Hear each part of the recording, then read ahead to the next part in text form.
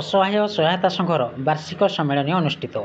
अनुगुल जिला किशननगर ब्लॉक अंतर्गत बोइंडा कल्याण मंडप ठारी असहाय सहायता संघ पक्षर प्रथम वार्षिक सम्मेलन और विश्व तमाखु वर्जन दिवस पालित हो जाएगी। संघर संपादक संजय कुमार प्रधान को सभापतित्व सभा परिचालित होता। सभारे कोषाध्यक्ष रामचंद्र प्रधान विवरणी पाठ करथिले। बेनी भौणी ओम शांतिर विश्व तमाखु वर्जन दिवस उपरे एक सुंदर भाव तमाखु वर्जन करने द्वारा कौन कौन लाभ होता है से विषय करथिले। किभली भाव भल मनीषटी होई परिवार और लोक मानक सेवा करने द्वारा कौन होता है से उपरे आलोचना करथिले। संघ पक्षर प्रति मासरे किछि किछि कार्यक्रम करा जायथाय।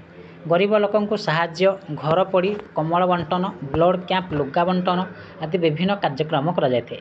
सुकांत कुमार रणा, सुरेश कुमार प्रधान, राजेंद्र प्रधान, कृपासिंधु नायक, बाबुला प्रधान, कैलाश चंद्र पात्र और अन्य सदस्य माने उपस्थित रही कार्यक्रम को सहयोग करथिले। अनुगुल जिलार स्वतंत्र प्रतिनिधि गोविंद चंद्र नायक को रिपोर्ट, न्यूज ओडिशा टीवी।